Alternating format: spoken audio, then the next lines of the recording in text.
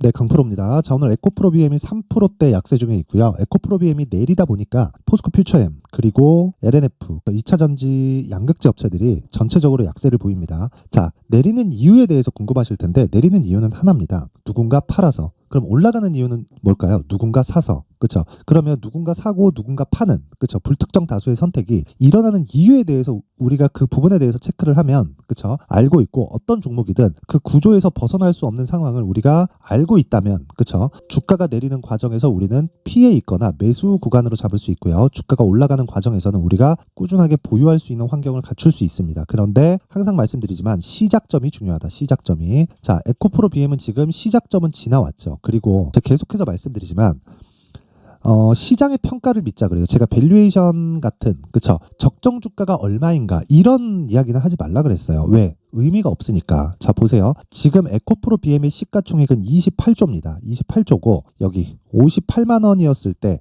23년 7월 달인데 58만 원이었을 때 시가총액은, 그쵸? 종가 기준에서 45조, 그쵸? 고가 따지면 60조 가까이 됩니다. 그렇죠. 그러면 에코프로 BM 하나만 보더라도요. 현대차보다 시가총액이 큽니다. 고가 기준에서. 근데 그 가격대에서 이미 60% 이상의 하락률을 보였다는 거예요. 7월 달부터 한 3개월 정도 지나니까 어느 정도 빠졌나요? 그렇죠. 62% 빠졌네요. 그렇죠. 대략적으로 찍어도 이 정도가 나온다. 근데 제가 계속해서 말씀드렸죠. 주식시장은, 그렇죠? 시장의 평가가 중요하고 지금 실적이 중요하지 않다. 자, 에코프로 BM이 이만큼 강세를 보이고 에코프로까지, 그렇죠? 23년도에 15배 올랐는데 1500%잖아요. 이렇게 정말 큰 폭의 상승세를 보였었던 이유는 한 가지예요. 산업 자체가 성장을 하니까. 그 산업은 누가 밀어줘요? 정부에서 밀어줍니다. 그렇죠? 친환경은 정부에서 밀어줄 수밖에 없어요. 왜? 공감대가 형성되어 있으니까. 그러면 산업이 커지는 건 맞아요. 그렇죠? 그러면 우리가 여기서 봐야 될 건 진짜 한 가지라는 거예요. 58만 원이었을 때는 고평가 구간, 지금 29만 원도 고평가 구간, 18만 원도 고평가 구간. 왜? 지금 실적을 대비해서. 하지만 미래 가치를 대비하면 58만 원은 아직까지 실적을 확인해야 되는 구간, 18만 원은 고가부터 60% 빠졌으니까 시장의 평가치보다 한참 떨어진 구간. 그렇죠? 그러면 뭘로 바뀌어요? 이게 저평가 구간으로 바뀐다. 그렇죠? 분모가 바뀐 거예요. 미래 가치라는 분모가 바뀐, 지금 실적 대비해서가 아니라 미래 가치를 땡겨와서 이 부분, 즉 지금 시가총액을 계산하니까 지금은 싸다는 걸 인식을 해야 돼요. 근데 그게 숫자로 찍혀서 나오는 그런 수치가 아니다 보니까 여기서 혼동이 오는 겁니다. 그러면 우리가 언제부터 반등하나요가 아니라 이제 다 내렸구나. 그럼 우리가 여기서 확인하고 매수를 해야 되겠구나. 그걸 알아야 돼요. 그렇죠? 자, 그럼 지금은 왜 내리겠습니까? 자, 보세요. 에코프로 BM이 내리니까 포스코 퓨처엠이 내리고 LNF까지 같이 내리고요. 그렇게 내리다 보니까 에코프로도 내리고 에코프로 머티리얼즈도 내리고 포스코 홀딩스도 내립니다. 그렇죠? 그렇게 나오다 보니까 삼성전자가 시장을 방어하고 있는데도 환율은 1320원까지 상승폭을 키웠습니다. 그렇죠? 그러면 에코프로를 포함해서 2차 전지 섹터들이 시장에 미치는 영향이 상당히 크게 작용을 하고 있다는 거예요. 그럼 여기서 어디까지 내려갈 수 있을까요? 제가 이유에 대해서 얘기를 해드릴게요. 요거. 자, 이런 영향들이 있습니다. 태영건설이 끝이 아니다. 그렇죠? 태영건설은 이미 워크아웃에 들어갔습니다. 그러면서 새롭게 이렇게 회생할 수 있는 방안을 찾고 있는데 지금 태영건설에 문제가 생긴, 즉 부동산 PF가 문제가 생긴 그 부분이 금리 인상 때문에 문제가 생긴 겁니다. 근데 그 전에는 너무 많이 올랐잖아요. 자, 생각을 해보세요. 집값이 올라가기 위해서는 누군가 많이 사야 되죠. 누군가 많이 산다는 건 수요가 발생한다는 거고, 그 수요가 발생했을 때는 업자들이 공급을 지속적으로 합니다. 근데 이때는 저금리와 맞물립니다. 그러다 보니까 자금을 조달하기가 쉬워져요. 근데 지금은 어떻죠? 고금리 시대가 왔죠. 그래서 이런 부분들, 저금리 시대에 빌렸었던 자금들에 대한 부담 요인들이 지금 하나씩 터져나가고 있는 거예요. 근데 이런 부분이 1년 내내, 2년 내내, 3년 동안 고금리 구간을 유지할 때 그렇게 될까요? 그렇게 될 것 같았으면 미증시가 지금 반등하면 안 되겠죠. 한국만의 일시적인 요인이라고 보시면 됩니다. 개인적으로 이번 주에는 반등 구간이 있을 거라고 보는데 그 부분도 철저하게 가격적인 요건에 의해서 내가 체크를 해야 된다는 거고, 기준이 되는 건, 그쵸? 에코프로 BM이 더 이상 낮아질 수 없는 가격대까지 왔고, 그 기준은 에코프로 BM에 대한 가격적인 부분도 있지만 왜? 시장의 평가치보다 훨씬 조정을 받았고 저가를 높여오고 있는 그런 상황이 됐기 때문에. 근데 그 기준을 잡아야 되는 거. 환율로 잡을 수도 있는 겁니다. 환율이 지금 1320원까지 그쵸? 상승폭을 키웠는데 환율이 어디까지 올라갈 수 있을까요? 자, 예를 들어서 에코프로 BM이 아니라 삼성전자로 볼게요. 삼성전자가 내린다. 그럼 코스피 내린다. 그럼 환율 올라간다. 왜? 원화 가치가 떨어지니까. 그쵸? 코스피 내릴 때 환율이 내려가는 경우는 일시적인 요인으로는 있을 수 있는데 환율이 지속적으로 한 방향을 유지하거나 그런 상황은 벌어지지 않습니다. 삼성전자 내리면 코스피가 내리고요. 코스피가 내리면 환율이 올라갑니다. 환율이 올라가면 달러 가치 자체가 높아지는 것이기 때문에 미국 경제에 위험한 요소가 될 수 있습니다. 근데 지금 미국 경기에서 강제적으로 누르고 있는 상황에서 무언가 터질 수 있는 요인들을 용인할까요? 그 자체가 만들어지지 않는다는 거예요. 그러면 에코프로 BM도 최소한 지금 환율이 안 올라가고 그냥 유지를 하고 있었으면 전혀 조금 위험하다 좀 그런 상황일 수도 있는데 지금은 에코프로 BM이 시장을 좌지우지하고 있는 왜? 에코프로 BM이 움직이면서 여러 가지 동반된 종목들이 같이 움직임을 형성하고 있으니까 그치? 거의 조정이 끝났다는 이야기를 드리는 겁니다. 왜? 환율이 올라가고 있는 상황이 지속되고 있으니까 환율이 올라가면 피해야 된다 그러잖아요. 그건 초입 구간에서의 이야기고 여기서 조금 더 올라가잖아요. 어떤 상황이 벌어집니까? 자, 이거 한번 보여드릴게요. 자, 1363원이 10월 달입니다. 그쵸? 23년 10월 달이에요. 그 지금은 1320원이죠. 1320원. 자, 여기서 추가적으로 올라가기 위해서는 2% 정도 추가 상승이 필요합니다. 환율 오늘도 0.5% 정도 올라왔습니다. 어느 정도 그렇게 뭐 큰 폭이 남아 있는 게 아니에요. 그럼 여기서 미증시가 아예 꺾여버리면 어떡하나요? 그렇게 이야기를 하시는 분들이 있는데 이미 미증시에 대한 방향성은 결정이 됐고 무엇보다 미증시를 이끌고 가고 있는 기업들이 IT, 반도체, 그쵸? 특히나 엔비디아 그리고 뭐 마이크로소프트 이런 쪽이에요. 물론 애플의 뭐 이런 그 판매 부진이나 이런 부분이 있기 때문에 약간 조금 어려움을 겪을 수는 있습니다. 근데 지금 그 마이크로소프트나 이런 쪽은 뭐 AI나 이런 새로운 부분으로 인해서 상승폭을 굉장히 키워놓고 있는 그런 상황이 계속해서 벌어지고 있기 때문에 교체기가 진행되고 있는 거지 급락하거나 이런 상황은 더 이상 벌어질 수가 없습니다. 그렇죠? 자, 그러면 지금 하락하고 있는 이런 상황에서는 한국 시장에 대한 안 좋은 영향을 지금 받고 있는 과정인데 여기서 일시적인 요인 뭐 그런 게 아니라 이미 조정이 마무리 단계에 와 있다고 보셔야 되고 그 기준이 되는 게 환율이라는 겁니다. 자, 그러면 우리는 여기서 한 가지 내용만 보면 돼요. 에코프로 BM을 어느 정도 가격대에 잡고 그리고 우리가 어느 정도까지 보유 기간을 잡고 갈지 그렇죠? 그 부분이 가장 중요한데 여러 가지 이유들이 있습니다. 앞서 보여드렸었던 뭐 태형건설을 포함한 뭐 부동산 PF들 뭐 붕괴되는 조짐이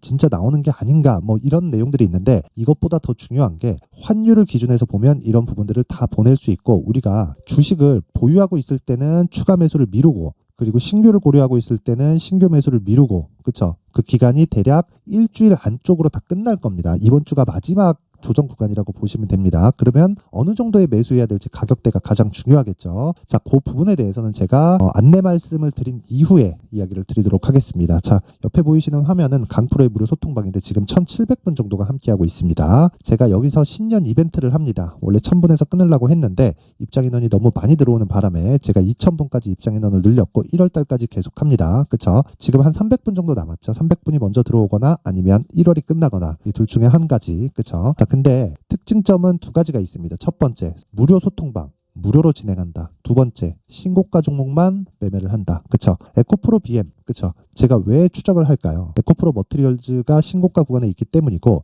에코프로 BM은 더 이상 떨어질 수 없는 환경, 즉 환율을 대비해서 더 이상 떨어질 수 없는 환경에 있고요. 물론 여기서 뭐 계속해서 뭐 쪼여 들어갈 수는 있죠. 근데 이것보다 더 중요한 게 고가 대비해서 빠졌다는 거고, 즉 시장의 평가치 기준에서 충분히 낮은 위치에 있다는 거고, 여기서 저가까지 높여오고 있는 그 상황, 무엇보다 신고가 구간, 즉 미래 가치를 반영하는 첫 번째 단계인 신고가 구간에서, 그쵸, 신고가 구간을 만들기 위한 첫 번째 단계인 정배열 구간을 이미 달성을 했기 때문에 그렇습니다. 그쵸? 그러면 에코프로 BM을 토대로 움직이는 에코프로 머티리얼즈 말고 다른 신고가 종목들은 어떻게 진행되는지 한번 봐야겠죠. 자, 오늘 1월 15일 날, 그쵸, 한 종목이 진행됐는데, 자 보세요. 1월 15일 시장가 매수 동방, 그쵸, 8시 51분 장 시작 전이잖아요. 장 시작 전에 시장가 매수를 하라는 건 의미하는 바가 뭔가요? 시가에 그냥 때려 사라는 거죠. 그쵸? 자, 그래서 동방에 대한 움직임을 한번 보면, 동방, 자 보세요. 오늘 시가 기준에서 20% 정도의 상승 구간으로 들어갔고 상한가 마감이 됐습니다. 어떤 종목입니까? 그쵸? 애초에 지난 금요일 날 신고가를 만들어 버렸죠. 그렇죠. 자, 이건 아까 전에 말씀드린 에코프로 BM에 대한 원리와 같습니다. 동방이 무언가 추가적으로 뭐 실적이 뭐 당장에 좋거나 호재가 있어서가 아니라 애초에 신고가에 대한 부분을 지속적으로 만들어 왔다는 거예요. 그리고 나서 뭐가 나오나요? 매물 소화 과정을 거쳐야 됩니다. 동방은. 그렇죠. 원래 제가 소통방에서 진행하는 모든 종목은요. 스윙으로 진행을 합니다. 장중에 단타를 하거나 이런 식은 거의 진행을 하지 않지만 제가 계속해서 말씀드리잖아요. 신고가 만든다. 이건 선반영의 첫 번째 단계고 선반영의 첫 번째 단계 이후인 신고가 구간에서는 매물 소화 과정이 있다. 그러면 동방은 오늘 상한가 가고 내일 추가적으로 올라가잖아요. 뭐가 나오는 줄 아세요? 매물 소화 과정이 나옵니다. 그래서 이런 경우에는 특별히 그렇죠? 시가에 정리합니다. 내일 시가에 그렇죠?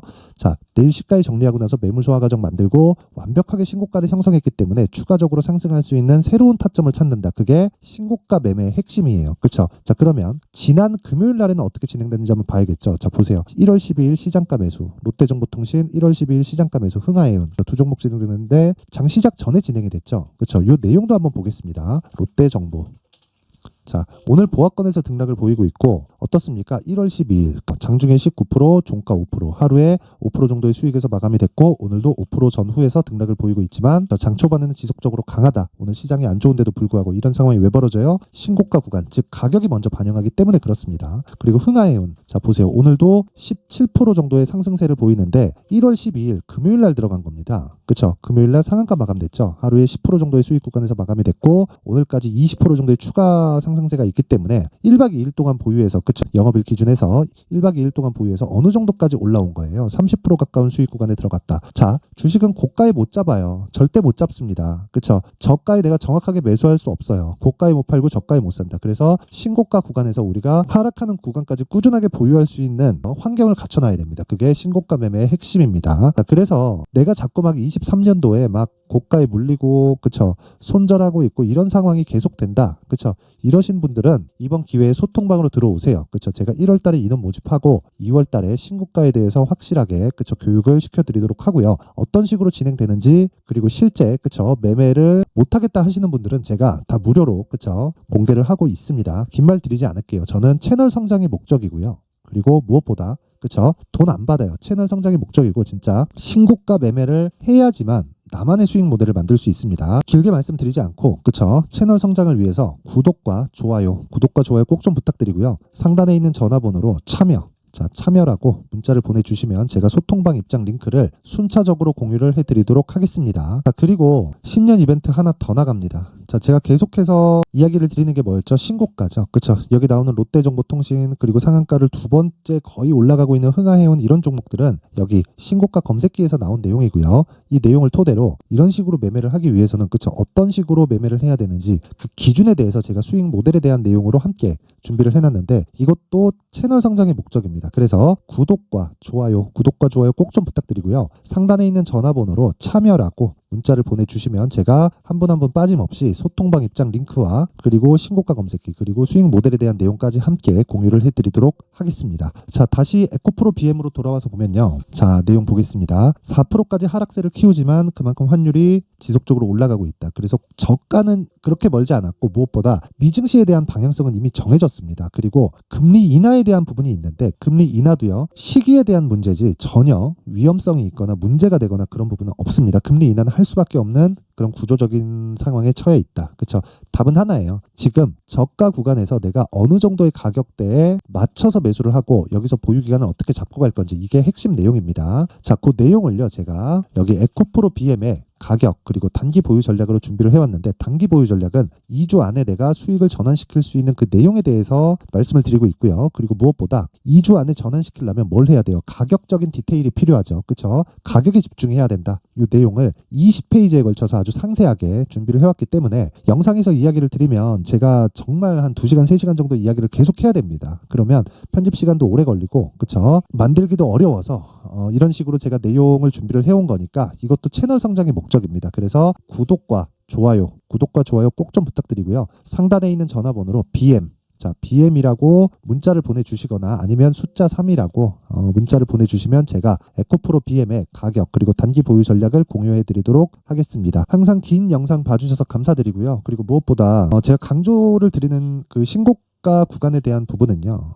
이 주식을 하는 사람들은 무조건 알고 있어야 되는 그런 내용입니다. 자, 그래서 제가 12월부터 진행하고 있는 신고가 주도주가 있습니다. 그 종목에 어떤 관점에서 어떤 가격에서 그리고 어떤 식으로 뉴스를 해석하고 이해를 했는지, 그쵸, 그 부분에 대해서 제가 내용을 상세하게 준비를 해놨으니까 영상 끝까지 시청하시고요. 모든 분들이 성공 투자하셨으면 좋겠습니다. 네, 올 한 해를 뒤돌아보니까 구간별로 큰 수익이 나왔었던 종목들이 꽤 많이 보입니다. 1월 달에는 AI 관련주들이 있었고요. 그리고 2월 달부터는 2차 전지가 계속해서 강세를 보였죠. 자, 그리고 나서 3월 달이 되니까 AI 반도체 관련주들이 신고가를 만들면서 5월 달부터 시세를 큰 폭으로 냈죠. 저가부터 따진다면 한미반도체와 같은 종목들도 올 한 해 6배 정도의 시세가 나왔습니다. 혹시라도 올해 수익을 보지 못하신 분들이 있다면요, 어떻게 시세가 움직이는지 반드시 익혀 놓으셔야 되고요. 만약에 그런 부분이 아직 준비가 되어 있지 않다면 어중간한 종목들 사고팔고 하지 마시고요. 딱 한 종목에 비중을 제대로 넣어서 확실하게 수익을 보는 방법이 필요합니다. 자, 그래서 제가 23년 12월 달 강프로의 대시세 종목을 준비를 해왔고요. 이 종목은 대기업을 상대로 안정적인 매출 구조를 갖추고 있는 데다가 이 규모가 40%를 넘나들고요. 호황기 때는 50%를 넘나드는 역대급인 이익 구조를 갖추고 있어서 대체 불가능한 기업이라고 보셔야 됩니다. 자, 지금 현재 주요 거래처는요, 삼성전자, 인텔, 하이닉스, TSMC, 엔비디아까지 모든 반도체 업체를 고객사로 확보하고 있는 상황이고요. 이 재무제표 상황을 보면요, 이익률 자체가 넘사벽인 걸 알 수 있습니다. 넘을 수 없다는 거겠죠. 첫 번째 급등 포인트를 보면요, 앞서서 보여드렸었던 실적은요, 23년도 개화 시기에 접어들었었던 AI 반도체 실적이 포함되지 않은 실적입니다. 자, 그런데 올 한 해 개화 시기에 접어들었었던 새로운 반도체의 실적치가 더해지면요, 질적인 성장보다 양적인 증가가 함께 이루어지게 되고요. 그런 부분을 한미반도체가 이미 시세로 보여줬죠. 저가부터 6배 강세를 보인 상황이 있습니다. 강프로의 무료 소통방이죠. 어떻게 매매를 했느냐? 5월 25일 날, 그쵸? ISC를 49,800원에 매수를 했고요. 자, 그리고 나서 2달도 되지 않아서 한 100% 정도의 수익을 만들어냈습니다. 자, 근데 6월 2일 날 내용 한번 확인해 보시면, 자, 한미반도체 26,000원까지 올려서 잡겠다는 내용이 있죠. ISC와 함께 새로운 반도체 관련 종목입니다. 이때 당시 가격이 25,650원이었는데 그냥 올려서 잡으라는 거겠죠. 지금 현재 한미반도체 가격이 62,000원인 걸 본다면요, 항상 주가는요, 신고가 이후에 공략하는 것이 좋고, 그랬을 때 단기간에 100% 수익이 가능한 구조를 만들 수 있습니다. ISC도 그렇고 한미반도체도 마찬가지예요. 당연히 에코프로도 마찬가지입니다. 두 번째 급등 포인트를 보면요, 자, 개인용 PC를 비롯해서 서버, 클라우드, 그리고 우리가 사용하는 스마트폰까지 기본적인 PC 구조와 동일하고요. 새로운 반도체의 구조도 동일한 구조를 갖추고 있습니다. 자, 근데 한미 반도체의 상승 이유도요, 이러한 구조가 동일하게 진행되기 때문이고, 이 구조는 절대로 바뀔 수가 없습니다. 11월 달에 새로운 뉴스가 나왔습니다. 자, 온 디바이스까지 더해지면 비메모리의 사용처는 계속해서 증가할 것은 너무 당연한 이야기고요. 그런 부분을 감안했을 때 이 기업은요, 질적인 부분에 대한 성장이 아니라 양적인 증가까지 이룰 수 있는 상황이 된 겁니다. 한미반도체의 시세를 보면 아직은 굉장히 저렴한 상태를 유지하고 있고요. 세 번째 상황을 보면요, 엔비디아의 실적인데요, 이건 올해 초 대비해서 4배 정도의 상승폭이 나왔고요. 주가도 그 정도가 당연히 올랐죠. 주식 투자를 할 때는 예상하는 게 아니라 확정치를 보고 매매를 해서 수익을 낼 수 있어야 됩니다. 앞서서 제가 보여드렸었던 내용인, 자, ISC도 그렇고요, 한미 반도체도 그렇고 확정된 내용이 있었죠. AI에 대한 개화 시기에 맞춰서 삼성전자와 SK 하이닉스가 강세를 보이는 구간이 있었고요. 엔비디아가 강세를 보였습니다. 자, 삼성전자도 그렇고 하이닉스도 그렇고 엔비디아도 마찬가지고요. 생각해 보시면 세력들이 어찌할 수 없는 정도의 사이즈를 가지고 있는 그런 종목들이죠. 그렇기 때문에 제가 계속해서 이야기를 드리는 겁니다. 확인하는 데는 확정치가 필요하다고요. 엔비디아 실적만큼 확실한 재료가 있을까요? 엔비디아의 실적의 증가세는요, 앞으로 다가올 AI 반도체의 수요 증가가 있을 수밖에 없다는 거고, 그리고 그에 맞춰서 단가는 폭증하고 있는 상황인 게 엔비디아의 실적을 보면 알 수 있고요. 그리고 삼성전자와 SK 하이닉스로 연결이 되고요. 그래서 한미반도체가 올라온 그런 상황입니다. 한미반도체만큼 추가적으로 상승할 수 있는 종목이 있다는 게 하이닉스를 포함해서 삼성전자의 시세, 그리고 엔비디아의 실적을 보면 알 수 있고요. 그래서 준비한 4분기 대시세 종목, 내년 초까지 강세를 보일 수 있는 종목을 준비를 해왔습니다. 어렵게 생각하지 마시고요. 기본적으로 신고가 구간에 있는 종목이기 때문에 하락에 대한 저항성은 충분히 갖춰져 있는 종목이고 이미 시세가 시작이 됐습니다. 자, 무엇보다 중요한 건 얼마에 사는 걸 텐데 제가 그런 부분까지 상세하게 준비를 해놨으니까 영상 상단에 있는 전화번호로 대시세라고 문자를 보내주시는 분들에 한해서만 무료로 공개를 하도록 하겠습니다. 매매하는 과정에서 수익이 잘 안 난다 하시는 분들은 이 종목 딱 받아가서 큰 수익 내셨으면 좋겠습니다.